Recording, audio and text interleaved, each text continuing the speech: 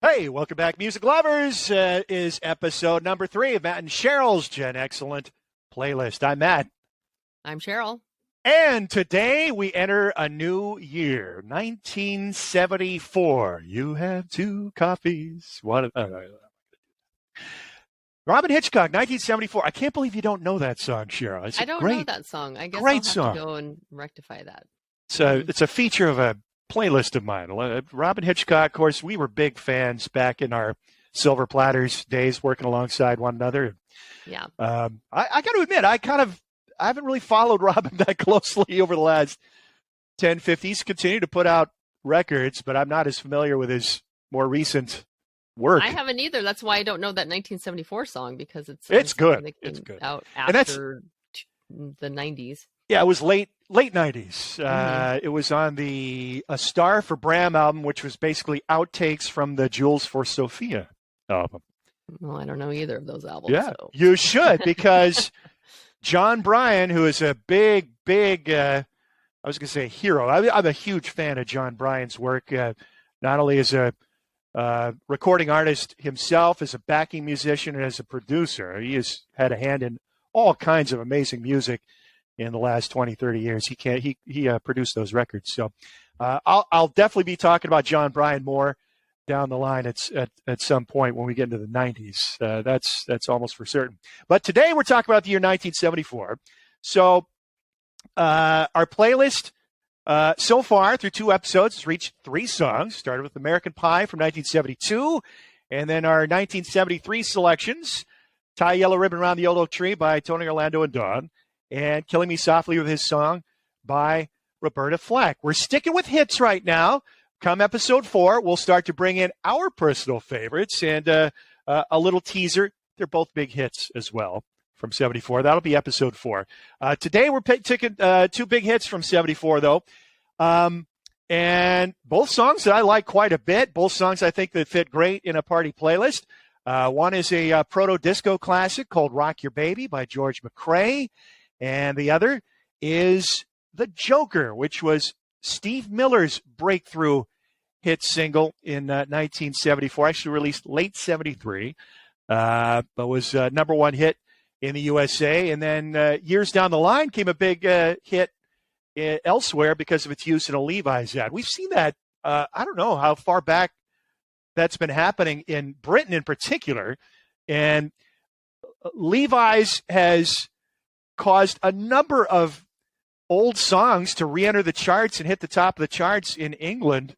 That's just one of many examples. I think in the early 90s, they used the Joker on an ad, and next thing you know, it's hitting the top of the charts. You don't see that happen. Oh, okay. That's why it went back in the charts. I didn't know what happened, but that makes sense. So that it's definitely something that, I mean, there are a lot of songs that I have memories of from the 80s that were from commercials. Like, I didn't really know the song maybe that well, just from, the radio or a song, but I definitely had heard it in a commercial, and that's where it's in my musical memory. Well, it's fun. It's happened many, many, many times in England. Rarely happens in the United States, where an older song becomes popular again to the point where it's, number 1 back or in threatening. the charts. Yeah. But we just had one recently with Kate Bush, and that was not a hit. She had never had a hit in the classic sense in the United States. Yeah. But Running Up That Hill, because of its use in Stranger Things, right, all of a sudden became this phenomenon and is selling big again and is charting on Billboard in the top 10. And the same thing happened with Master of Puppets, too, for Metallica. Oh, I did not know that. From Stranger Things? From Stranger Things, yeah. I mean, it didn't hit number 1, I don't think, but it definitely, it became, like, really popular after that. Yeah, that's an album I've not yet explored. It's there waiting for me. Metallica, I had the Black Album after it came out, and I ended up trading it in. I mean, Enter Sandman is a stone cold classic. Absolutely, it's going to show up on our playlist eventually when we get to that point in time in the early 90s. The album as a whole it did not enough of it, I think, connected with me to keep that in my collection. But I definitely do want to explore. I really enjoyed Metallica's first album, the Kill 'Em All record, which is more of a punk sound. And I'm more of a punk guy than a metal guy, certainly, which is probably why that appealed to me. But I do want to explore the Metallica catalog in a little more depth. But albums like Ride the Lightning and Master of Puppets, they're kind of waiting there for me. Yeah, I haven't really explored that either. And actually, going back to the commercial thing, the one that really sticks out in my mind from the 80s was Good Vibrations, the Sunkist commercial. Sunkist. I don't remember that. Oh, I'd heard that song before, but I wasn't a fan. But I definitely remember that being like, wow, this is really cool. And it was sort of like they had Sunkist. Sunkist. Is that what it was? I thought it was a soda, actually. Sunkist was a soda. Okay, then it was that. It was a Pepsi product. It was okay. Well, that's what it was. I mean, it was very much like, it was like a surfer, and they had the big wave coming, and they had the big and Good Vibrations. It was the real song in the commercial. I'm surprised I don't remember that. I said was. Do they still make Sunkist? I don't even know.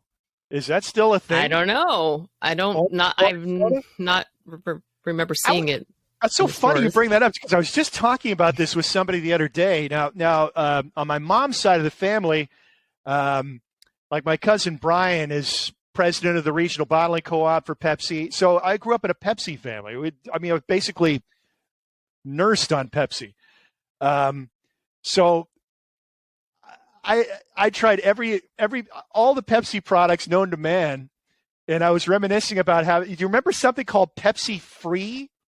Yeah. From the late 70s, it was like Diet Pepsi, but it had like a little like lemon flavor in it. I think it was caffeine free too. That's why it may have been. Yeah, yeah. And then I think they pulled it off the market. It probably had something to cause cancer in it, so it wasn't on store shelves for very long. Things in the 80s that they found out later. And then when I was working in market research in the 90s, that's when Pepsi came out with Pepsi Clear. Do you remember that? And then and then SNL did the clear gravy parody, right? I love that. But the one Pepsi product that I fondly remember the most, I think, was Sunkist Natural, and it came in a green can. It was orange soda, but it was mandarin orange flavor. And it was really good. And I remember we were just, before we even started recording, you and I were talking about beer. Mm-hmm. And when I was in high school and a freshman in college, I wasn't a big fan of beer, really. Didn't drink it that often. And I remember they had Sunkist Natural in the vending machines at McMahon Hall in the University of Washington down on the ground floor. And I would mix it with vodka. That was like high class. But I finally, I don't know how long it was on the market, not long, but it was good. I loved it. I'll have to see if Sunkist still exists. But we digress. Instead of talking about soda pop, we're supposed to be talking about music. So what's been spinning around your way lately? What have you been listening to a lot lately? Oh, well. So I've actually been listening to an album from a band I really have never paid attention to. They're a prog band called Caravan. Was that meant to be a disclaimer? Are you warning people in advance? Oh, prog. Maybe. We haven't had enough episodes yet, I don't think, for people to realize that I'm kind of a big prog fanatic. And we are slowly opening ourselves up so people can see what's ticking in there. Cheryl's. Yeah. I am too. I have just an incredibly broad musical taste. I listen to everything. Me too. Yeah. But I do have very much have a soft spot for prog rock. Yeah, and I don't know a lot of people, I guess, that really like this music, so that's why it may have sounded a bit like a disclaimer, but this album, so Caravan was part of the Canterbury scene in England, which was sort of like a music collective, I guess you could say. They're the most famous bands that came out of that. I mean, famous in the prog world were Soft Machine, Gong, Camel, and Caravan. And a bunch of them actually started from this band called the Wildflowers. A large majority of Soft Machine and Caravan both came from that band. Kevin Ayers and Robert Wyatt, who were in Soft Machine, were in that band. And so I don't really know a lot about Caravan, to be to be truthful, because I really never listened to them that much. A lot of their earlier 70s stuff is kind of more in that instrumental sort of, I mean, they're very accomplished musicians, and I think the music is really cool, but I'm usually not a fan as much of just the instrumental music. I like vocals to be in there too. And for folks who aren't familiar with what prog or progressive rock is, it's basically it's high musical ability. It's combining rock with like classical music, jazz music that requires a lot of technical ability. And the players are usually quite virtuosic on their instruments, and the music is rather complex, longer pieces, sometimes sidelong songs, shifting time signatures, instrumental flourishes that, you got to be an accomplished musician to play. That's what progressive rock's all about. Yeah, and bands like Yes and King Crimson. Yes would be my favorite of them. Yeah. Yeah, me too. Pink Floyd even can fall into that category. So anyway, we're talking about a little more obscure bands here, though, with Caravan. And so this album is called For Girls Who Grow Plump in the Night, which is a really weird song title. They had a predilection for those. They had a predilection for those slightly risque sexual allusions in their titles. Yes, which actually I really don't care for. It's kind of annoying to me, but Cunning Stunts, wasn't that a Caravan? Yes. I'm sure you love that. I'm sure you love that one. I know. Thanks for bringing that one up. So anyway, I have to say I've never really gravitated toward this album in particular, maybe because of the title. I don't know. But I was looking on them on the Alt Music Guide, and this one gets really good reviews. I thought, I'll go check it out. Of course, it's not on Spotify, but we have the CD, so yay, that was exciting. So meaning you and your husband Mike, co-owners of the Silver Platters record chain. If you want to seek out Caravan or anything else, visit any one of their 3 Puget Sound locations: Bellevue, Linwood, Soto. There you go. Thank you, Matt. Yes. If she's not going to promote the store, then I sure as hell will, because it's very important for me, for Silver Platters and all record stores to succeed, because that's the love of my life, is visiting these places. And there aren't really that many left anymore. You guys are heroes in my book. Well, thank you. We work hard. So anyway, this album, I put it on, and I am just like so pleasantly excited because not only does it have the prog leanings, it does have the long passages, the complex kind of time signatures and changes within the song, sometimes to more of like a pop feel, more of like a heavier feel. But this is a full on, I would say this is like it is prog rock pop album. There's a couple songs on here that could be pop hits, and the vocals are really cool. They've got 2 guys singing. I don't know anybody who they are or anything about them. I guess Pi Hastings is one of them. He's a guitarist. Yeah. Yeah. And let's talk about the guitar he plays. I find that interesting. He plays a 12-string lead guitar on a lot of their music, which is very unusual. Electric. For that to be a lead guitar instrument for a rock band. The most notable example would be the Byrds with Roger McGuinn, but it's not always a lead 12-string on Byrds music. It's often kind of in the background of the mix. But I mean, when you hear a guitar solo in Caravan, it's almost always Pi playing this lead 12. He plays a Fender 12, which is a really unusual instrument. Yeah. Yeah. Well, I think the thing that I'm most excited about this album, I guess, is just how it really incorporates a lot of different genres. Like with pop, sometimes it's really heavy. Sometimes it has the more intricate passages, the jazziness, and it's very, very cool. I wish that you would listen to it, Matt. Well, Sheryl, get a copy of the album to you. I haven't listened to the album yet, but knowing that you were going to be talking about Caravan today, yes, folks, we do talk about these shows in advance, so we're not just pulling it out of our butts when we record it. I jumped onto YouTube and wow, loved it. I watched 2 Caravan videos on YouTube. One was from 71. Now, 71, they released the In the Gray and the Pink. Is that what it's called? Land of Gray and Pink. In the Land of Gray and Pink, yeah. And I think many people consider that their best studio album. 71. 71, my favorite year for rock music. And they were performing a song called Golf Girl on the legendary Beat Club television show, which was videotaped in Bremen, Germany.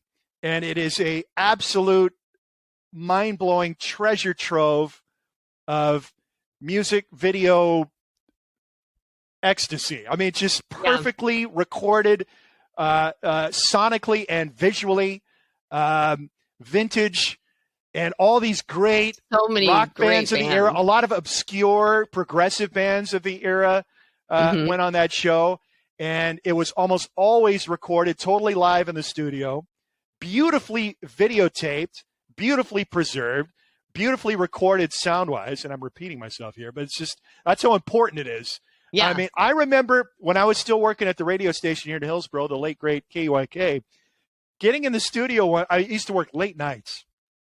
And you could go in the studio, and there was a TV monitor in there, so you could get, so I could pull up YouTube and have it play through the equipment in the studio, and either listen to it on the speakers on headphones in good quality. And I remember just hours on end. I must have gone through all of those Beat Club shows and watched it all. I mean, it's so great. But really, really cool song, really cool performance. And then a longer form video on YouTube. They're playing live at Montreux in Switzerland. And this kind of blew my mind too. So part of that Canterbury scene, I think early on, a lot of people expected Caravan to be a big success because of what you said. They're pop leanings. And they see, they obviously great musicians and playing complex music, but it was accessible too because of their melodic sense. This Montreux concert, very little vocals. I mean, it's almost all instrumental. And I'd never really listened to Caravan. I kind of had an idea in my head of what it would sound like, and they shattered my expectations. Really muscular rhythm section, kind of ballsy presentation. And then, like I said, they stand out because of the lead 12-string guitar, multiple vocalists. The bassist, one of the Sinclair brothers, is one of the vocalists, and then Pi Hastings, the guitarist, is the other main vocalist. And then this Montreux show, Richard Sinclair, who was the keyboard player, had just left the band recently. They drafted a new keyboard player. And so the whole show, you think of prog band, you think of the keyboard playing a prog band, you think of like Rick Wakeman or Keith Emerson and this whole bank of like 18 different keyboards, and there's a grand piano and an organ and 5 different synthesizers stacked up, and they're over here now wearing capes. And, exactly. He's playing like a I don't know if it was a Hohner or a Rhodes electric piano. That was the only keyboard he played, I think, the whole show. And then Pi Hastings just playing that Fender 12. That's the only guitar he played. Not like switching over, the double neck Gibson. Double neck, what I mean, I had a roadie coming out with I mean, it's just those guys just kicking ass, playing great music. I loved it. I really did. I'm definitely going to explore more Caravan after seeing that. I think you'll love this even more. And actually, one of my favorite things about it are the dual vocals, because you get the 2 different voices, which is like, I love that when bands do and they're that. Solid. They're solid vocalists. I mean, they're not going to, usurp Ray Charles from the vocal hall, but I mean, they're solid, solid vocalists. And that could be an issue with a lot of these bands. I was going to say that's not always the case for these bands that are more focused on the instruments, the instrumentals, and the vocals are oftentimes a secondary. But I was expecting something more fruity and flowery and Baroque, and I got a muscular presentation, a rockin' band with some pop smarts. And it gets pretty heavy at times, actually. They get funky, like they get heavy. Yeah. No, I was blown away. I really, really enjoyed it. So thank you, Miss Bott, for turning me on to Caravan. I would have gotten there eventually, but you prompted me to go seek that out on YouTube, and that was a very enjoyable experience. So now the band that's been turning me on lately, and this is over a period of many months now. It's probably been more than a year since I've been obsessing on this group, and I I got to put a governor on. I got to put a limiter on because I could talk for 2 hours straight about this group without taking a breath. That's true. Because their story is incredible, and it is screaming out, in my opinion, for a biopic. I would love to see that happen. The band is Moby Grape, and a lot of people might recognize the name just because it's a silly name that if you heard it, you think, wow, Moby Grape, one of those dumb, dopey, acid-fueled bands of the 60s. The name aside, Moby Grape was an American band that came out of the San Francisco scene that produced Grateful Dead and Big Brother and the Holding Company, Jefferson Airplane. They were part of that same era. None of them was from the Bay Area. They came from different places. In fact, a couple of them from the Pacific Northwest. Don Stevenson, the drummer, is a Seattle native. Jerry Miller, the lead guitarist, is a Tacoma guy. Still lives in Tacoma. In fact, he lives, I think, about a block away from the house where he grew up. Other guys from Hollywood, from San Diego, and then the name most people would recognize is Skip Spence, Alexander Skip Spence, who is a Canadian from Windsor, Ontario. He would go on to release a solo album that has retrospectively been looked at as a cult classic. At the time, it was considered the lowest selling album in the history of Columbia Records. Now, Columbia Records signed Moby Grape. They were one of many major labels trying to get this band to sign on the line that is dotted because they were tearing up the Bay Area shortly after they formed. And the collective talent was incredible. You had 5 guys, all could play well, all could sing well, all wrote, all songwriters. Killer rhythm section, a lead guitarist in Jerry Miller, the Tacoma guy, who none other than Eric Clapton said at the time in the late 60s, best American rock guitarist, Jerry Miller. I don't think you need to say any more than that. These guys cut a debut album that was self-titled. It was released the same week as the Beatles' Sgt. Pepper, but this is where the story goes haywire for Moby Grape. Their record company was so of the belief that these guys were going to conquer the world, and with the talent they had, they should have, that they had the chutzpah to release 5 singles simultaneously from that album to radio. 5 singles. So 13 tracks on the LP, 10 of them came out simultaneously on 45 records, A and B sides, which was this grand gesture of confidence. So you had a double negative effect from that. One, radio programmers were like, what am I supposed to do in this? What am I supposed to play? You know, I can't play all Moby Grape on my radio. How am I supposed to choose? Yeah. So the result was none of them became hits because they all got lost in the shuffle. The other result, you're looking at an era, a time, and a culture. They're coming out of the counterculture in the Bay Area where that kind of hype was a big turnoff for a lot of music fans. And they were into integrity and, you know, against the man. And this, you know, everybody, well, not everybody, but a lot of people saw this and just perceived Moby Grape to be this big record company hype rather than the amazing, talented group that they were. Now, despite all this, the record was still you'd have to say,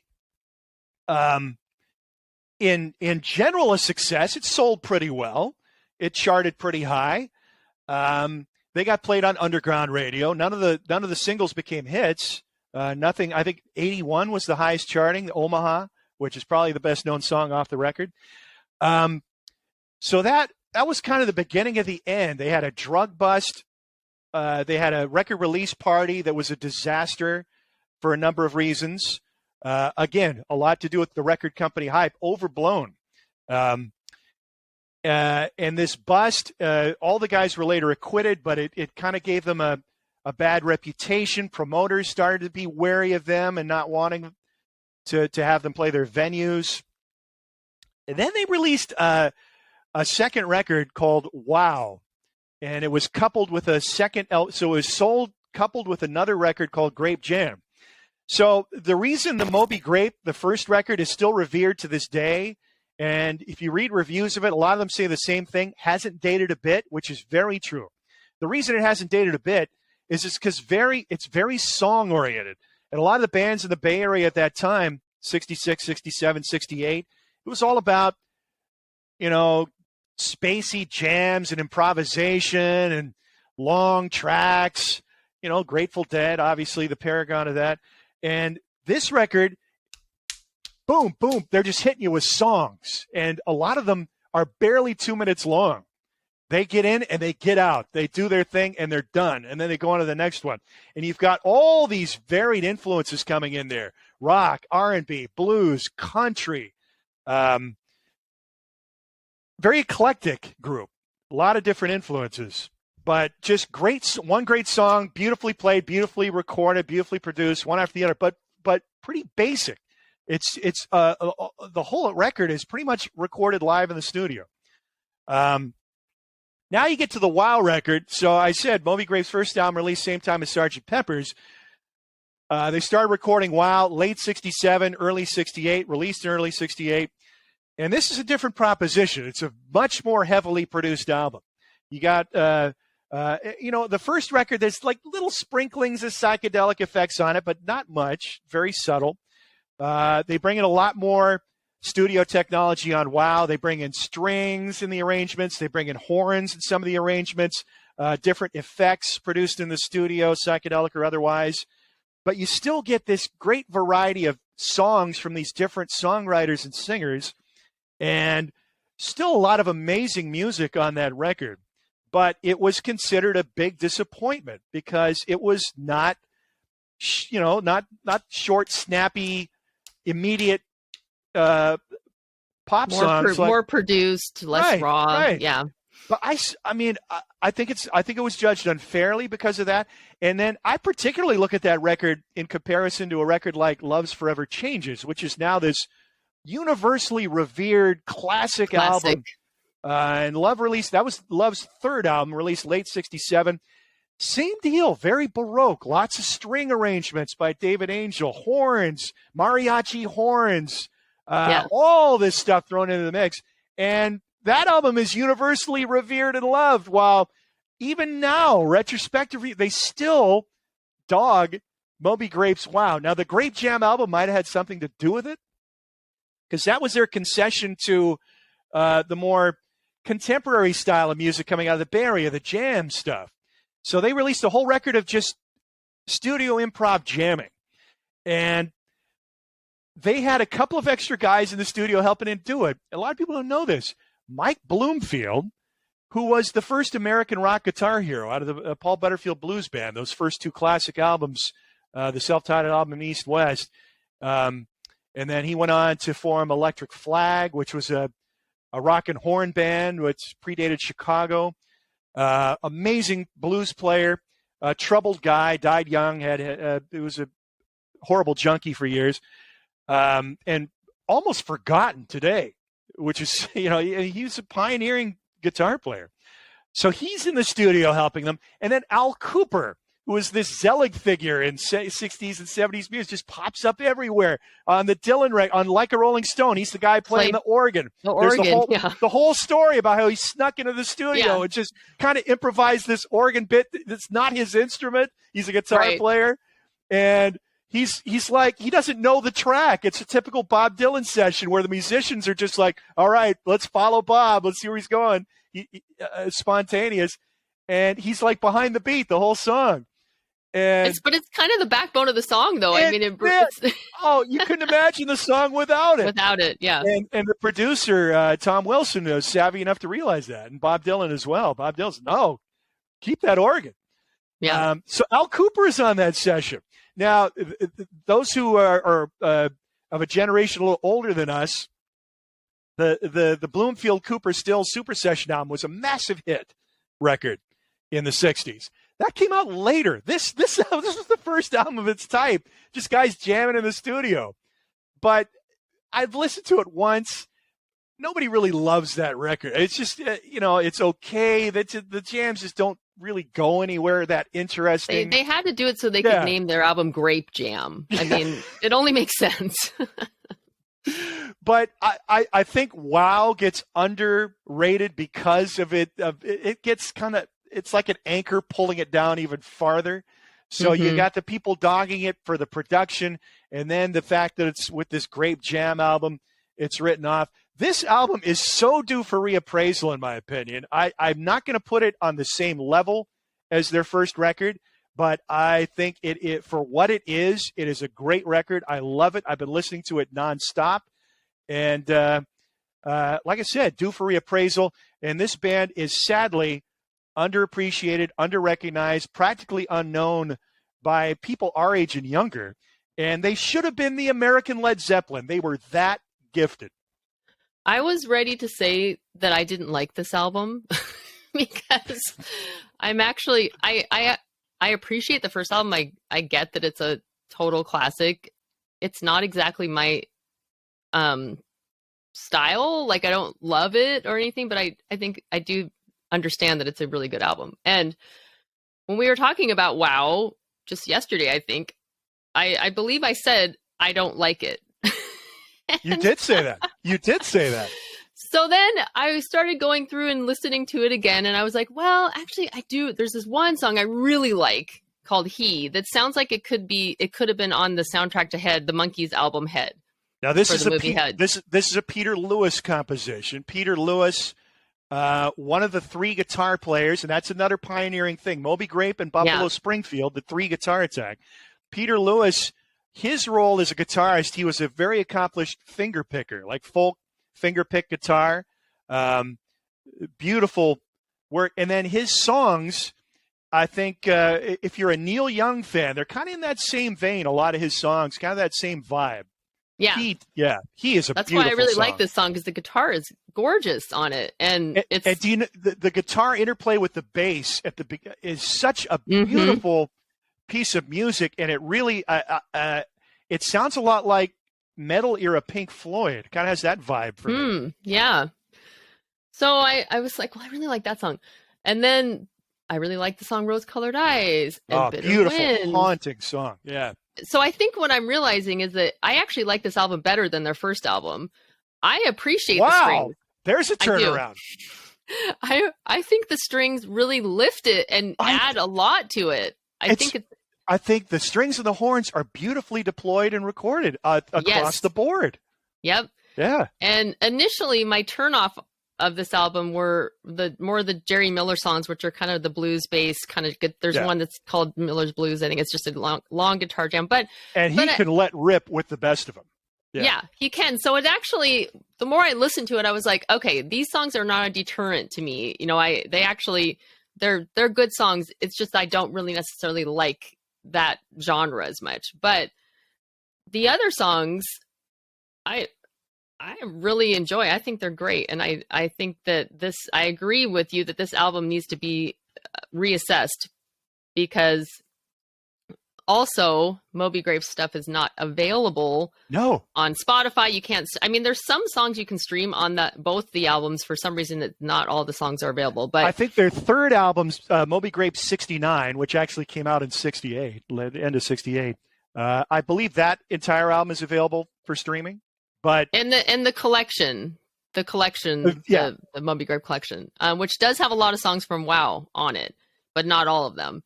But not the vintage collection. The vintage collection has the first album in its entirety. This is if you're curious about Moby Grape, seek out this collection. It's a double disc called Vintage. It came out on Columbia Legacy in the 90s, early 90s, mid 90s. And it was available for a long time. It's no longer in print, but it shouldn't be that hard to track down a used copy at a reasonable price. But it's a beautiful mastering job, probably the best this music's going to sound on CD. And it has the entire first album on it, on the first disc. So I've been hammering the second disc of this collection. Now, the reason I bring this up, I've never actually listened to the WoW album start to finish. I've listened to the tracks that are on the Vintage collection. So they leave off like the lead track, which you said is one of your favorites, The Place and the Time. I like it. Yeah. Yeah. Mm-hmm. That's not on Vintage. And then there's a track called 3-4. And then the last two tracks of the album, Miller's Blues, is on Vintage in a live recording, which just is killer, I think. And then Naked If I Want To, which is I don't know why that's on the album because it was on their first album. It's this short, goofy little Jerry Miller song, which I think is cute. I haven't heard the version that's on Wow. So I'm basing my judgment of this album based on the tracks they put on the Vintage Collection. There's a great Skip Spence song on that album too, Motorcycle Irene. Oh yeah, Skip Spence. So again, I don't want to spend too much time on Moby Grape, use up the whole show. But the reason this band deserves a biopic is primarily because of him and what became of him, which is very sad. Yeah, because he was a gifted musician. He was really the spark in the band, just incredible source of energy, this impish persona, and he had an incredible way with words. And I texted you I think of John Lennon. He really loved wordplay and puns. And Motorcycle Irene is a good example of that. It's a very risque song. And he's kind of getting away with it just because he's so clever with his lyrics. Basically, it's a song about a promiscuous biker chick who meets a grisly demise, with very, very detailed sound effects at the end of the record. By the way, the sound of the motorcycle crashing, they really went out of their way to get the detail in that sound effect. Right. It's just another really reason. Cool song, though. I love the music to that song. Yeah, but because the band is great. These guys who were thrown together, basically created by the manager Matthew Katz, who is the evil antagonist in the biopic. Which, please God, somebody make a movie. He's still alive. This guy. He's in his 90s, living in Malibu. Evil guy. Now I'm probably going to get sued. I guess I have to keep reminding myself that this is available worldwide. I've never met the man. He could be portrayed poorly. He might be a nice grandpa now. But the reason Moby Grape's music is unavailable is primarily due to his, bitter recriminations after they cut ties with him. And they've been battling this guy for decades ever since. They got their music re-released briefly back in 2007 on Sundays. All the albums re-released with bonus tracks, and then they were almost immediately pulled off the market, and now they're highly collectible and hard to find. But that is all the record stores I enter now. It's the first thing I look for is go to the M section, see if I can. And I actually found their self-titled disc at a regular used CD price at a local store here in town. I mean, you look on Discogs, they're going for $70 or more sometimes. It's ridiculous. Well, if we get a copy of Wow in, I'll let you know. Yes. Well, I know you've got one in that. I do have one here, yeah. Very jealous. I'm going to ask Santa Claus to bring me a copy of Wow for Christmas. Okay. I also would really highly recommend seeking out Skip Spence, or it is on Spotify, and it's more readily available. But if anybody who's a fan of like Leonard Cohen, Syd Barrett, Scott Walker, like his vocal style is very similar to me to Leonard Cohen and Scott Walker. It's a homespun, self-made recording. He plays all the instruments, and it's definitely worth listening to, seeking out, and checking it out. And the Skip Spence story in a nutshell. He had mental difficulties. He had a breakdown in which he was trying to murder members of the band while they were recording their second album in New York. He was institutionalized after being arrested, and then once he got out of the institution, the apocryphal story is got an advance from the record company, hopped on a motorcycle, went down to Nashville, recorded this album, all the parts himself, all the musical parts, all the vocal parts himself. Maybe the first rock album ever to do that, by the way. Yeah, it predated McCartney. Right. That's another. I've never seen any citation of that being the first, or if there was one before that, what it is. And then that was it for him, basically. I mean, he would resurface occasionally, but he spent most of the rest of his life living on the streets in and out of state care, and then died young of lung cancer. I mean, it's really sad story. One of the 60s casualties. But like I said, I could talk forever about this group. But we don't want to waste the whole show on it. We got to start adding to our playlist here. So 2 songs from 74 that we're going to plug in there. I guess we'll start with the more familiar one. Wasn't as big a hit in 74 as Rock You Baby by George McCrae, but Steve Miller's The Joker, probably more widely recognized now. by people of all generations. It's still played all the time. You still hear it everywhere. Bum, Steve bum. Miller's Bum, bum. yes. Bum, bum. Ba-da-da-da-da-da. Great hooks in that song. And this, Yeah. for Steve Miller, this was his breakthrough record. He'd been around. I mean, 74, the first Steve Miller Band album came out in 68, and they were kind of late to sign their record deal, too. So, part of the same San Francisco scene as Moby Grape and the other bands I mentioned. Steve Miller, not from the Bay Area, born in Milwaukee. Ray spent a lot of his childhood in Dallas. Child of privilege, son of a surgeon, and his father was also amateur recording technician. He had like all the latest technology in recording, like tape decks that nobody had back in the early 50s, and he became friends with all these famous musicians who would come around the house. Les Paul and Mary Ford. Yeah, a lot of blues guys. And Steve Miller got to learn at the feet of these legendary musicians. And then eventually formed bands, relocated to San Francisco, and that scene started popping. The Steve Miller Blues Band, like I said, their first record in 68, Children of the Future. They had a run of really good albums in the 60s. Like Moby Grape, they kind of were set apart from those other San Francisco bands. They were very musically accomplished, driving rhythm section, music that you got up and danced to rather than spaced out to and long jams. They were more blues and R&B based, but never had any hits. They sold respectable amounts of albums. By the early 70s, they were kind of drifting off the charts and being forgotten about. By 74, he was this journeyman musician, still on Capitol Records.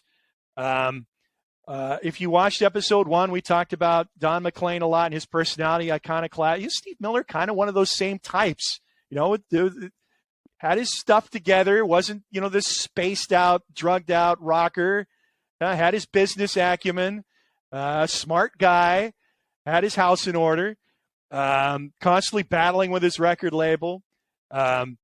So the Joker album gets released late 73. He never thought he had a big hit single on his hands. It was a song that he worked on, he liked, had hooks. I think the biggest hook would have to be that the rip, the guitar, yeah. Guitar's sliding the fingers down the fretboard, creating, making his guitar talk. And then just the way the song kind of stumbles into being is cool, sets it apart, where it just kind of gets right into that verse, and then all the self-referential stuff, which a lot of people probably didn't pick up on, unless you were a big Steve Miller fan. You didn't know what he was going on about. Some people call me the Space Cowboy. Some people call me the Gangster of Love. Some people call me Maurice. Those were references to other songs that he'd recorded prior. Gangster of Love is actually a cover. Johnny Guitar Watts is the first song he really learned to jam out on guitar to. And then Space Cowboy was off their third record, Brave New World. Really good album. Paul McCartney plays on 2 tracks on that album, by the way. And then Maurice, I think there was a song called Anna Maurice on one of his early 70s records. Not a lot of people have heard those albums. In fact, 2 of them he can't even get on CD. They've never been officially released on CD. Rock Love and Recall the Beginning of Journey to Eden. Any CD you find of those is a bootleg. They've never been officially released. Strange. So he's kind of like Fleetwood Mac. There's parallels there. Fleetwood Mac had been around. They'd had their day in the sun in England primarily. They were more underground in the USA. And around 74, they were this journeyman group. They toured all the time. People, rock fan, you'd hear them on like FM, underground radio, but not a hit group. And Steve Miller and Fleetwood Mac kind of at the same time made this jump into more commercial sounding music. He recorded the Joker out. He kind of a new band behind him. And I've seen interviews. Unfortunately, there's no really good documentary about the Steve Miller Band, or at least I haven't seen it. So basically, he's meeting with his record company, plays this song. One of the young guys, one of the promotions goes, "Hey, I think that Joker's a hit." And he's like, "You know what? I doubt it, but I'm not concerned about hits. Just make sure I'm going out on tour. Just please for the love of God, make sure that my records are in the record stores when I play these places so people can buy my freaking albums, you idiots. Just do your jobs. He's kind of got that personality. Again, he's a little abrasive to some. But then out of nowhere, the Joker just becomes this huge hit record. Huge. It's number one on the charts. And then he takes some time off, and basically the Joker being a hit allowed Steve Miller to be Steve Miller. I'm in control of everything. You do what I tell you to do with the record company. You stay out of my business. You take care of business. All the recording stuff, I don't need any input from anybody else.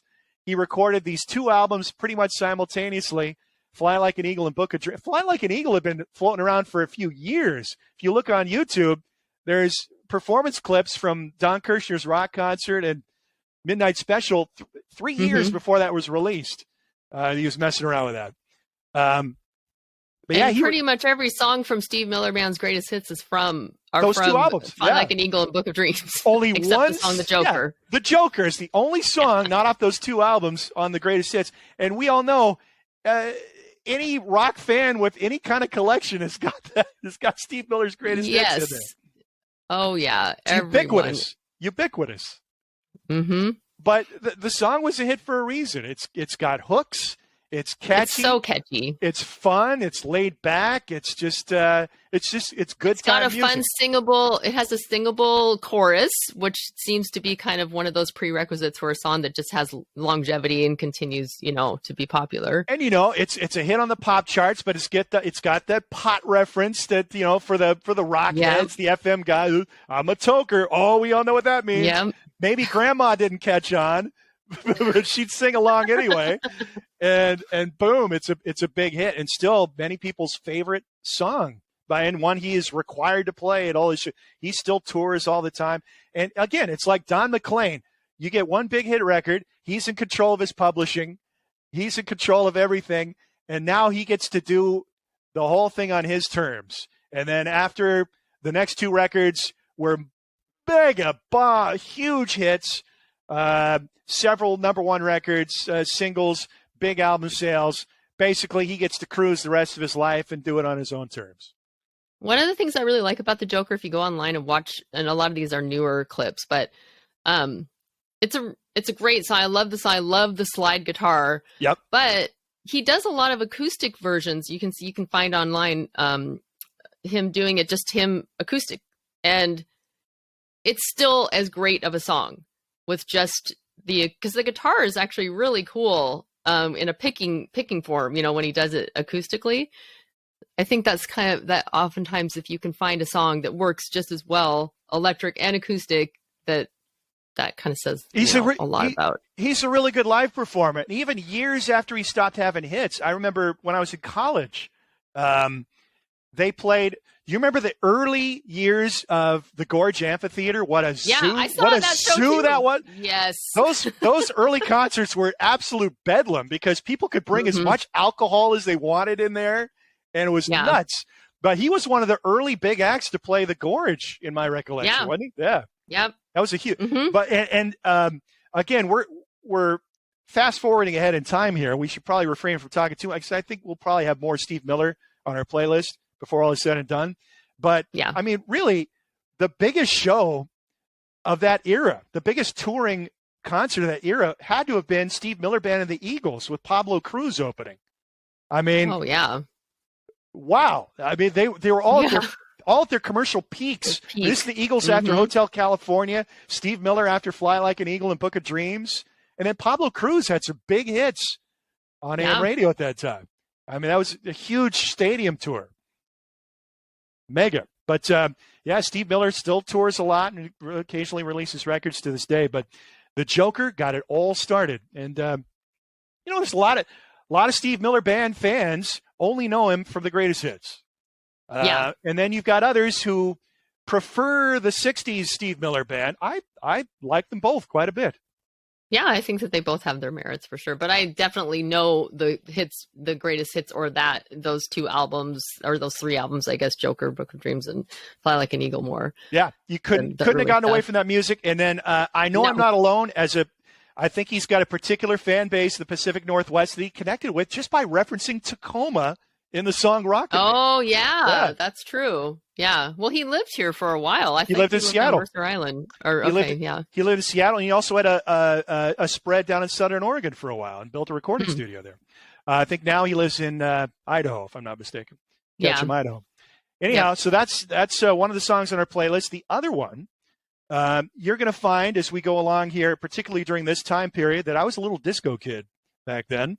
Now, I've talked about my earliest musical memories, my dad being a radio guy and bringing home these radio shows and listening to the music of this era on these radio shows.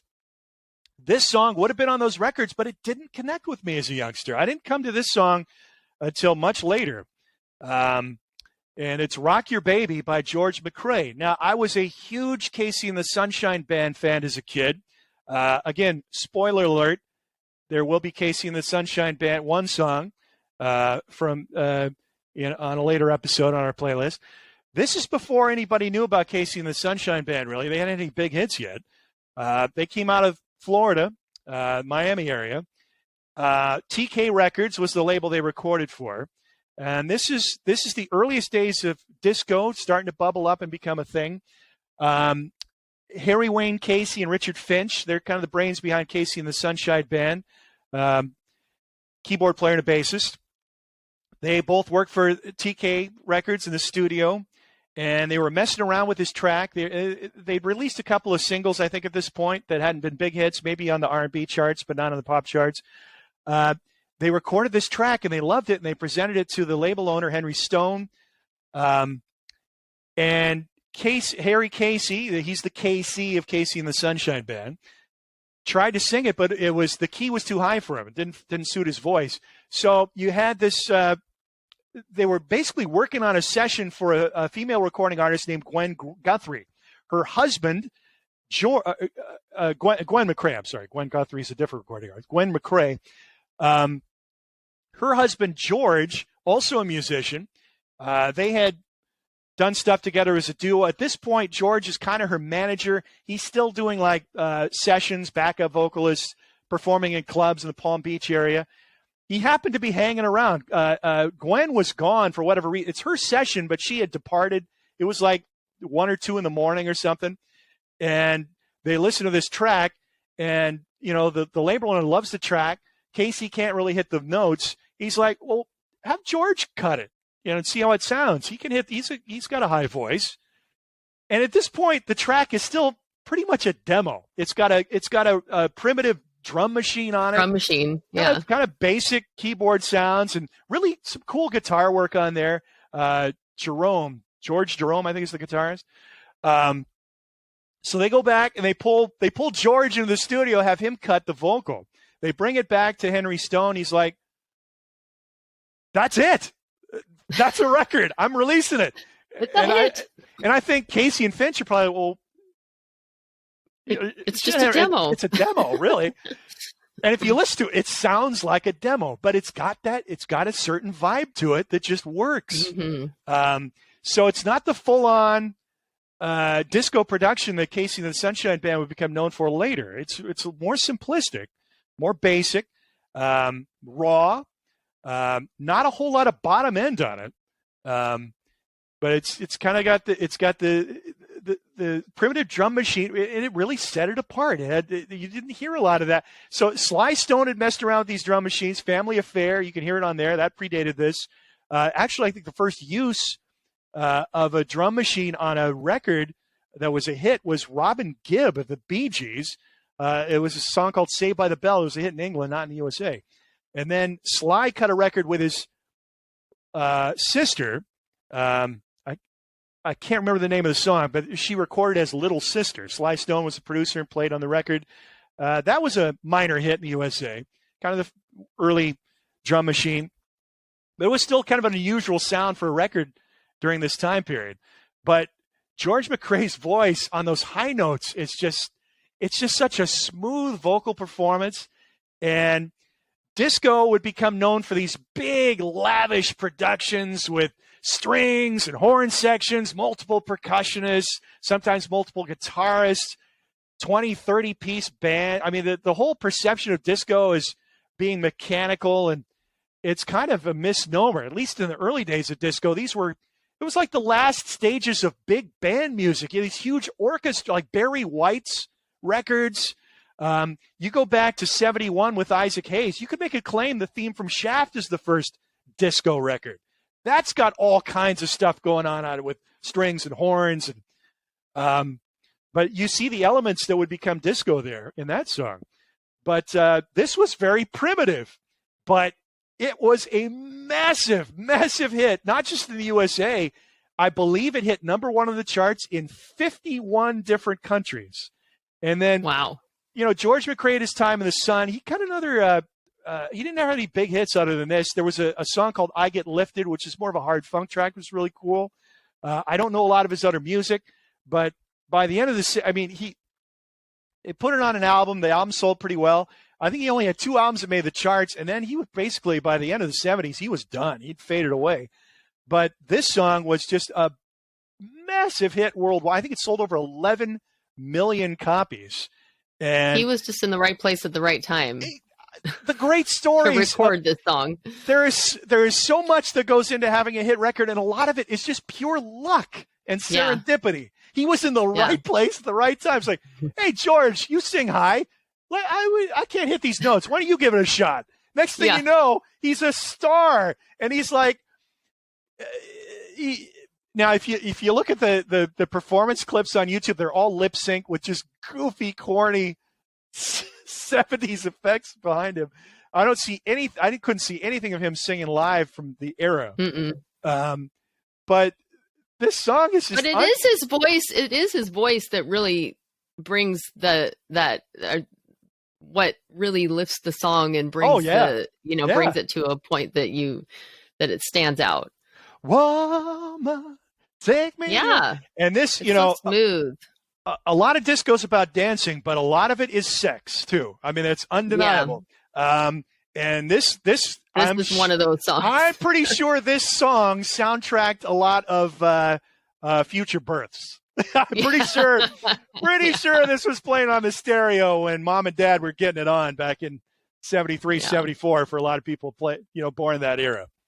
Yeah. So you could say that a lot. It was a highly influential song though too. And I think I read that apparently John Lennon said that while he was writing Whatever Gets You Through the Night, he was listening to the song. And so I was trying to kind of understand the parallels there. I was like, I don't really get it. But then if you go back and listen, if you go back and listen to the demo version that's on the John Lennon anthology, there you understand. It really sounds like it's much slower groove to it, and it does have a very similar sound and feel. I was like, oh, okay, now I get where that came from. And apparently too, ABBA Dancing Queen, they say that they were influenced by this song in writing that. Yep.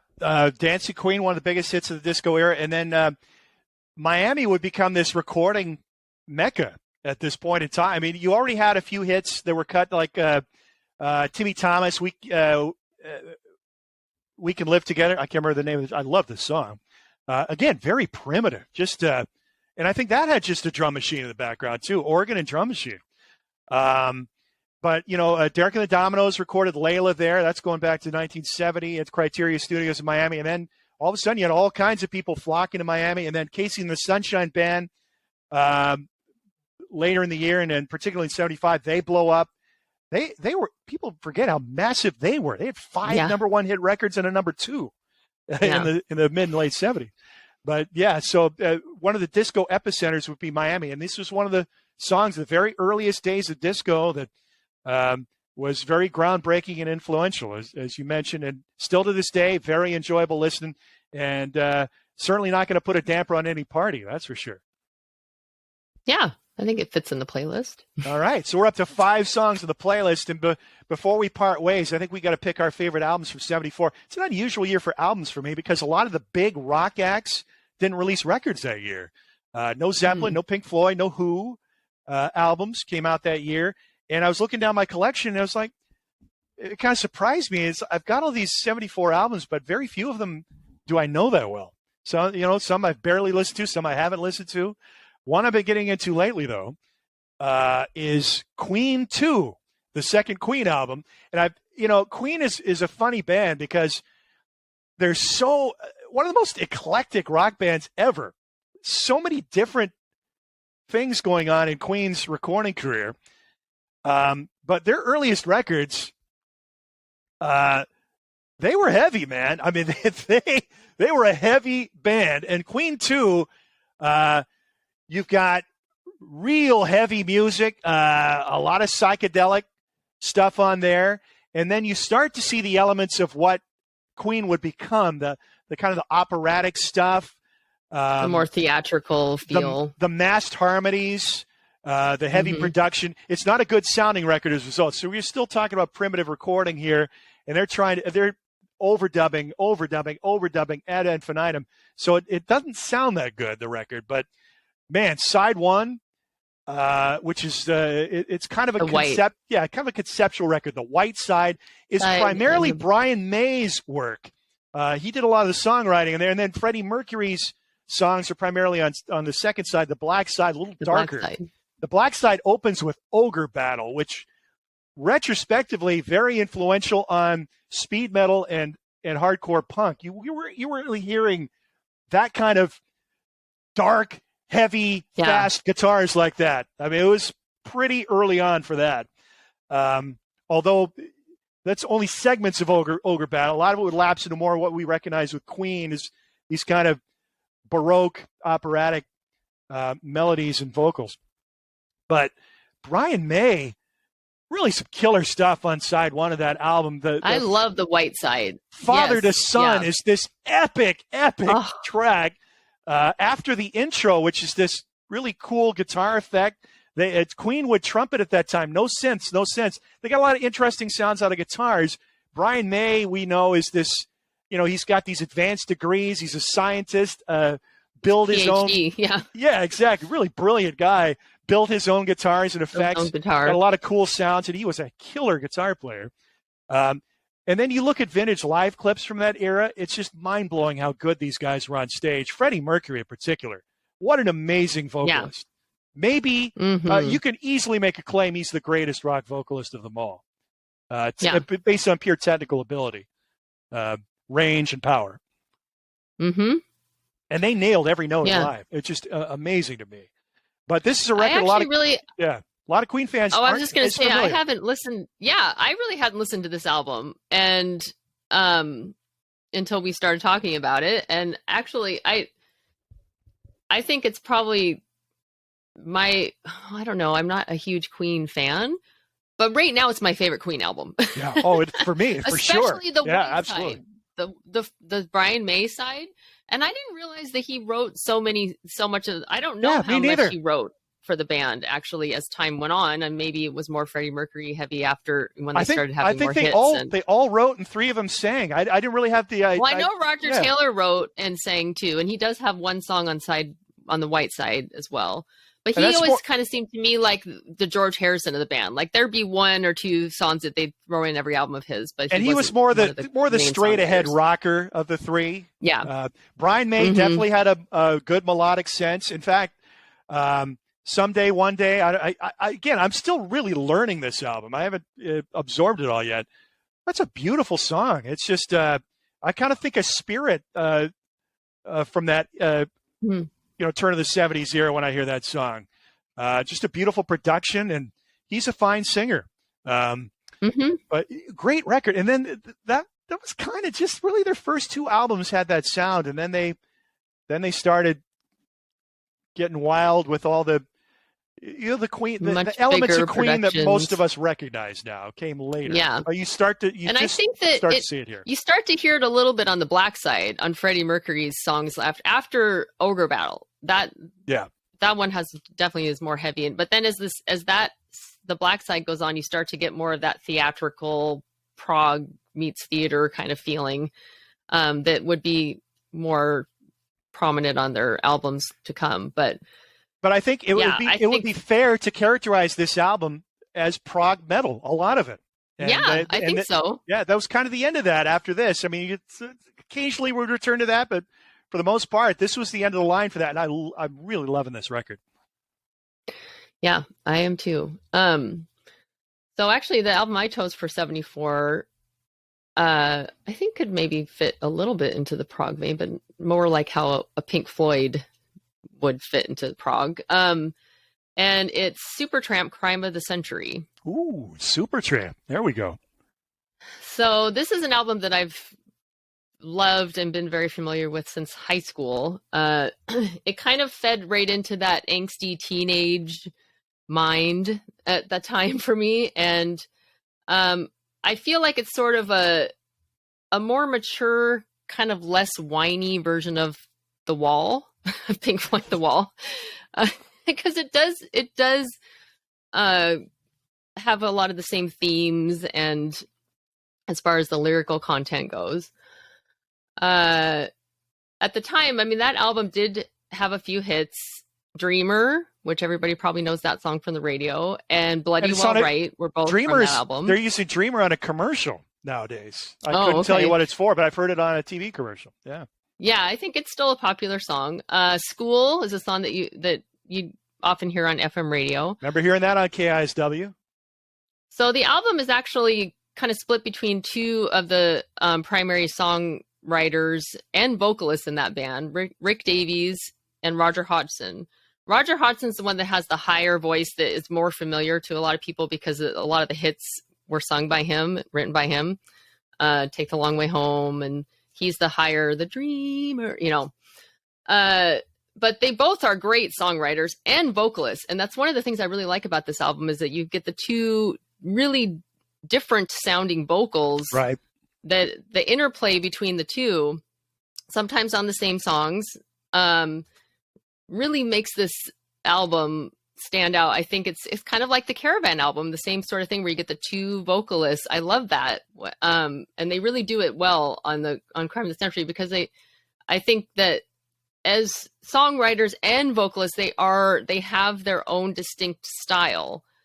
They did also write a few songs together, but it's not the most popular Supertramp album. Breakfast in America would definitely be the most popular because it had the most hits for them. But I think it's their best album. Once we get to 79, we'll be talking a lot about that particular record for sure. Yeah. And this one may not have had as much. I mean, it's definitely a well-known album. In fact, I think it's the first album that Mobile Fidelity Sound Lab put out in their master recordings, and it sounds great. Yes, considered a primo recording, whereas Breakfast in America, not so much. Although Breakfast in America has the more recognizable pop hits on it. Yeah, Crime of the Century. Safe to say, the Supertramp fan, the connoisseur's choice, probably.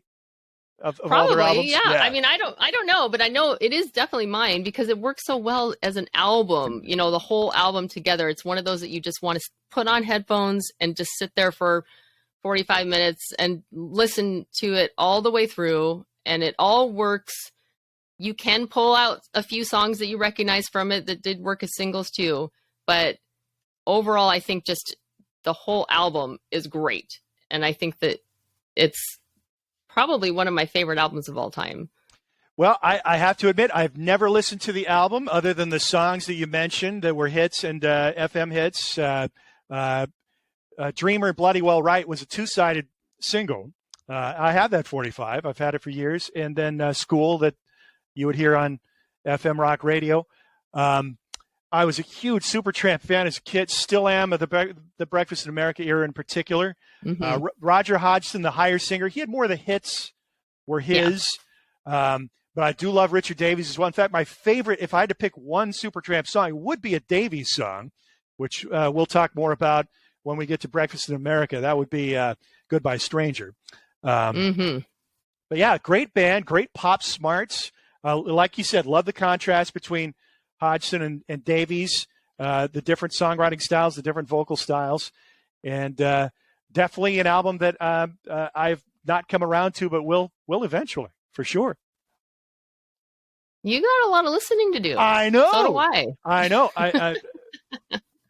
I should show you all these CDs now. I mean, I've got a rack like Sheryl's, and a lot of them haven't been listened to. So I got enough music to last me the rest of my life. But that's the great thing about music. It's Me too. you'll never, in 10 lifetimes, you won't get to all the good music out there.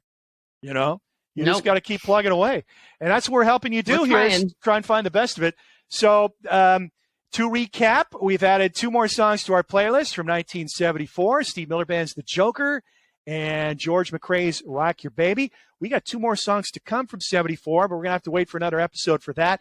And this is exciting because Sheryl and I will get to pick our favorite songs from the year 74, and they both turn out to be big hits as well. So, and we'll be talking about plenty more when our next episode rolls around. But until then, you've been listening to Matt and Sheryl's GenExcellent Playlist. I'm Matt. I'm Sheryl.